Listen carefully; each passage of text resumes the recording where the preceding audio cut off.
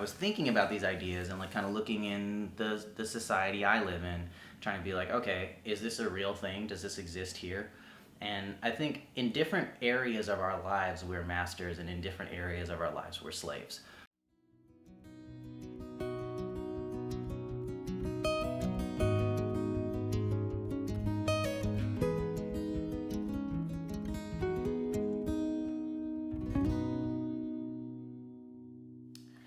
What's up, everybody? Good morning. Welcome back to the channel. It's time for another book review, and today we're talking about one for the thinkers.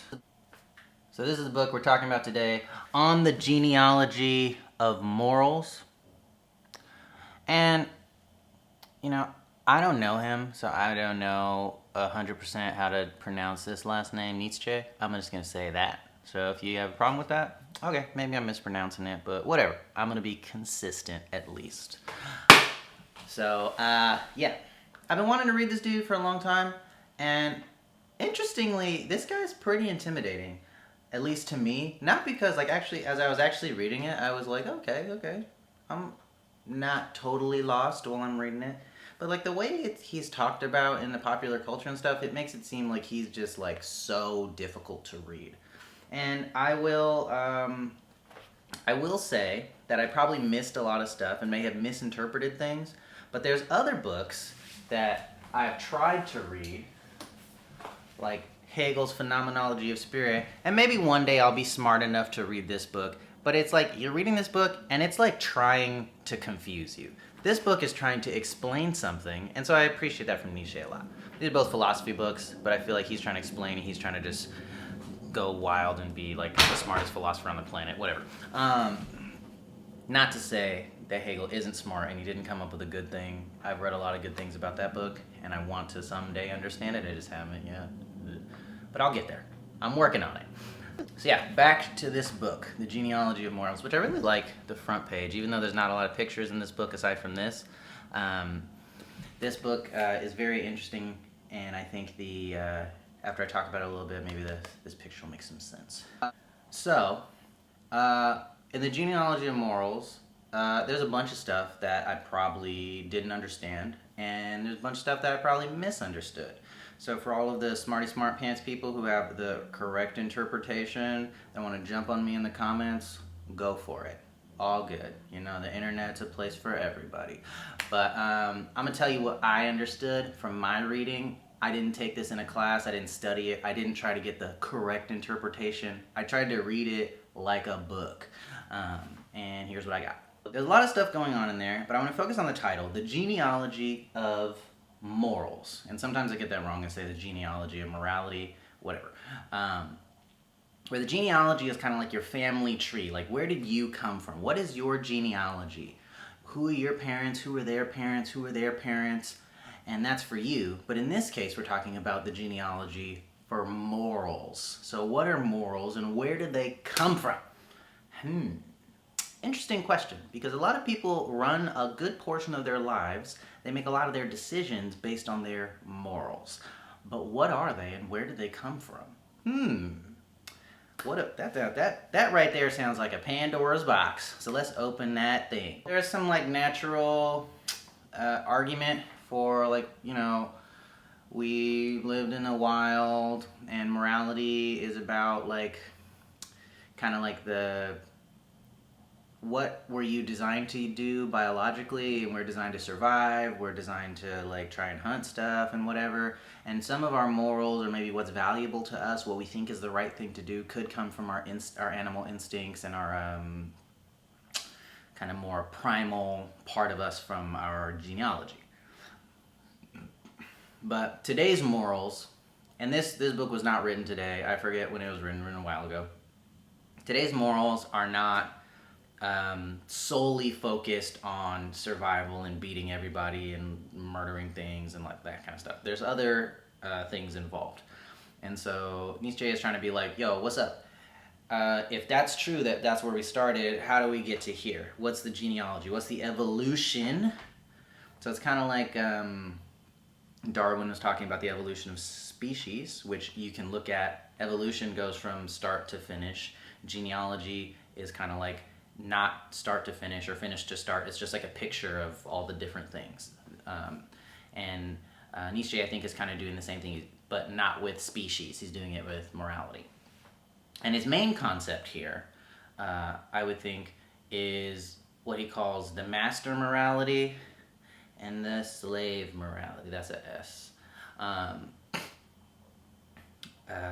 So let's jump into that.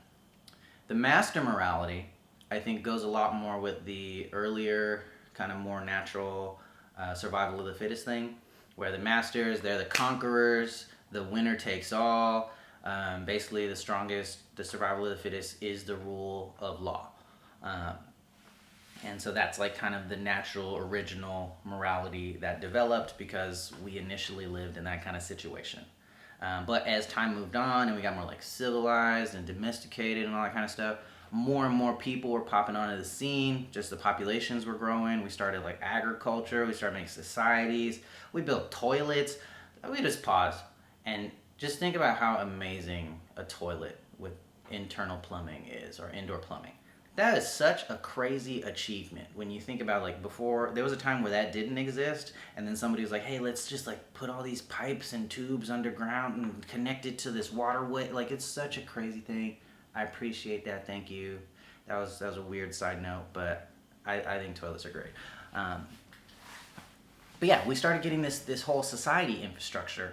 And one of the interesting things about the infrastructure of society is, in terms of master morality, not everybody can win at that game. If it's winner take all, then there's one winner. But then society has all these other people. So how do they have a morality that they can live up to if everybody has a master morality? And so the slave morality, I think, is this secondary thing that developed because basically everybody can't win at the regular game of, like, you know, going out and slaying the lion, and not every country can be the most powerful country in the world. Not everybody can be the head of the house. Not everybody can be the richest man in town. So what about everybody else, which is the majority of people? What games do they play that they can win at? Because I think it's very dangerous to live a life where you're constantly losing all the time in all the games that you're playing. And this, I think, is where Nietzsche starts talking about the slave morality coming online as this way to create a morality that people can survive in and do well in, that is not based on only one person can win. And the slave morality is more in the accepting of the situation and looking internally rather than externally. Master morality is very external. I need to go out and conquer. I need to beat you. There's a game between people. It's very external. And slave morality is more internal, where it's like, I need to conquer myself. It's still a form of master morality, but not in the greater, larger scheme like the arena that master morality exists in, because there's still this game you're trying to win. But it's more like honor, humility, education, being a good person. Like, these kind of things are games that people in the slave morality can play. And so these two moralities develop. One, I think everybody wants to be in master morality, but not everybody can win at that game. So slave morality develops, and it becomes this thing that people can follow and win at and do well at, even though they're not winning in the larger scheme of the survival of the fittest kind of thing in their society. So I think, to me, that was like the main concept of the genealogy of morals. But in addition to that, there's like a lot of fallout from these two things existing, especially at the same time, because now we have masters and slaves. And I want to be clear, from my interpretation, I don't think that Nietzsche is really thinking that everybody with a slave morality is what we would call a slave, like not like the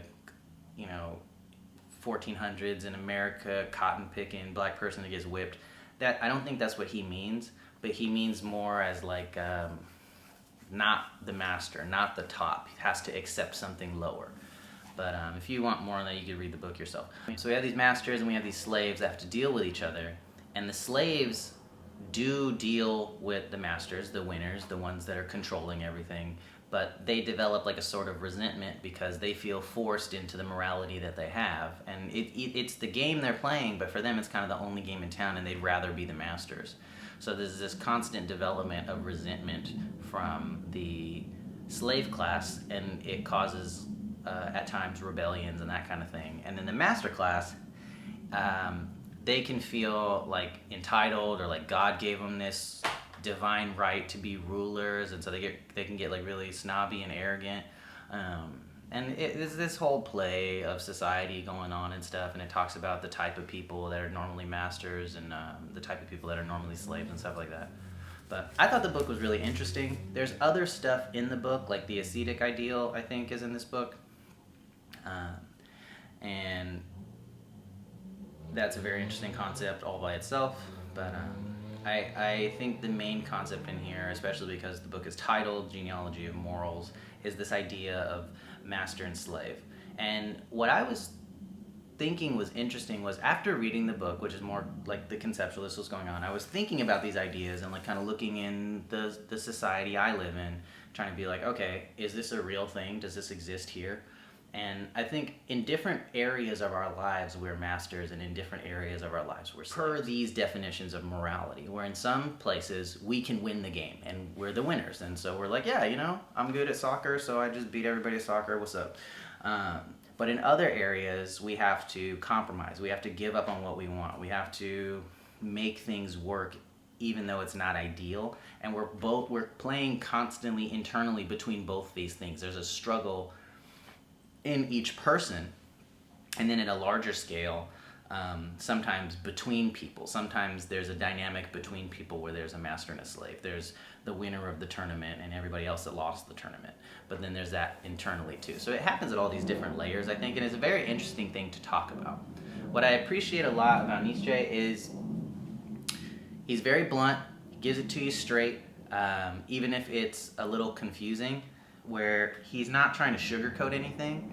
He's trying to just tell you what he thinks, and he gives you a vocabulary in order to have conversations. So by explaining these terms and talking about them and doing the genealogy thing, if somebody else were to read the book and you were to read the book, now you have all of this vocabulary, all this background to have this conversation and exchange ideas, which I think is one of the main purposes of philosophy. It's kind of to give you the ingredients so you can bake the cake. And I appreciated that a lot. And I think in this picture, this is kind of a picture of like a party of total excess, which you can call it orgy, I guess.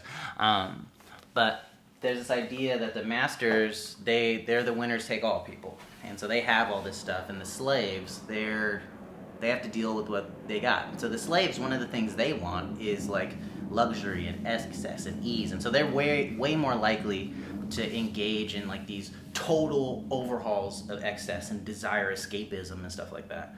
But at the same time, the masters, since that's totally available, and it goes into a little bit of this masters having this kind of like berserker mode where they can go and do like horribly ridiculous things. They also have the capacity to engage in that behavior, and it's available to them, so they're definitely going to do it. So I thought that picture was interesting, in line with the content of the book. But yeah, the book is not that long. It's not even as thick as my thumb. I don't know if you can see that. Boom. But I really enjoyed it. It was a book that I put off for way too long, and at least in this book, a lot of philosophers, they like to use words from different languages, because there are words that exist in other languages that are concepts that don't exist in your language. So if you want to explain that concept, maybe I'll just borrow the word from over there. And in the case of this book, it tries its best to explain every word that isn't in English to you, which I really appreciate. But maybe that's only this printing. I don't know if Nietzsche did that.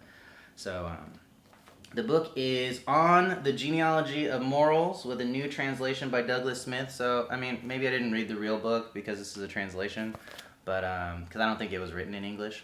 But yeah, I enjoyed it. It was something that gave me a lot of stuff to think about, and I love philosophy, if you haven't noticed from watching other book reviews on this channel. So it's just another person's take on how things work, and it's cool to get another perspective. So this has been Jordan Tremaine Book Reviews on the genealogy of morals, and I'll see you guys later.